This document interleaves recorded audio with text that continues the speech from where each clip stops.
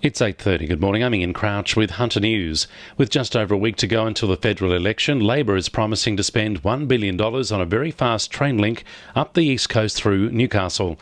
The money will be used to acquire land along the proposed rail corridor to stop it being swallowed up by urban sprawl. There's been talk of a high-speed train linking Brisbane, Newcastle, Sydney, Canberra and Melbourne since the 1980s. The Morrison government has spent $20 million on studies into three options for a high-speed rail link, with the business cases due mid-year. Williamtown's class action lawsuit against the Department of Defence has been indefinitely delayed.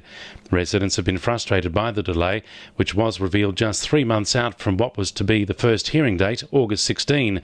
They've been told the case won't be heard until at least 2020 due to a shortage of judges, which Fullerton Cove Residents Action Group President Lindsay Clout says sounds like an excuse to protect defence. Well, I would have thought that Defence or government would have been tripping over themselves to find another judge to deal with the issue. The Carrington boarding house, which was forced to close last year due to safety concerns, has been allowed to reopen following major renovations and improvements.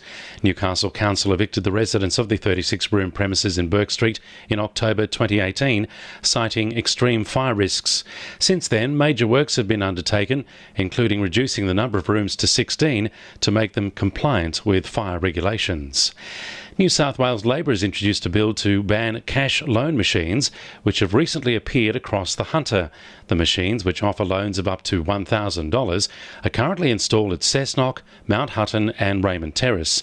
The Financial Counsellors Association of New South Wales is concerned by the ease of access to the machines, which require minimal information to use.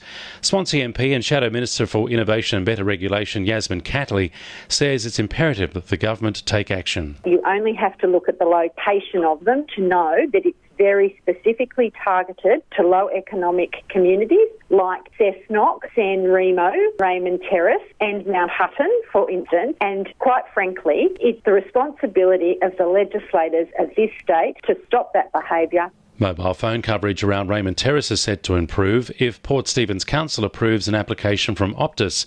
Councillors will decide whether to approve the 38-metre telecommunications pole beside the car park at the Lakeside Leisure Centre at next Tuesday's council meeting. Planning staff have recommended the tower be approved after receiving a report showing it will be 75 metres away from the nearest home and more than meets electromagnetic radiation guidelines. The Hunter is in for a cold snap this weekend as a cold front moves through the region. However, despite the icy conditions, there won't be enough moisture in the atmosphere to produce snow on the Barrington tops. Jake Phillips from the Weather Bureau says while temperatures are expected to be in the low 20s, the wind chill associated with the cold front will make it feel about 5 to 10 degrees cooler. It's come up from the Southern Ocean, but tomorrow is when we'll see most of the action as that cold front brings a very cool and gusty change right across the entire state. Something that we haven't seen for several months since last winter, in fact, so it could be a bit of a shock to the system. 2NURFM Sport. Knights utility Sione Matautia expects powerhouse forward David Klemmer will play his usual game as Newcastle prepares to face the Bulldogs in Brisbane tomorrow. Coach Nathan Brown is yet to decide if Jesse Ramian will play. Matautia says Klemmer won't be fazed by taking on his former teammates. He's got his own way to prep for games, and I think just do what we did last weekend and then play as good as that. And I'm sure Clem just, like you said, he is treating it as just another game like everyone else does. And, you come up against old teammates. I'm sure they're probably going to want to get into him, and you'll see Big Clem fire up for sure. But that's the same fire he brings every weekend. Meanwhile, injured hooker Slade Griffin is on track to make a return between round 16 and 18.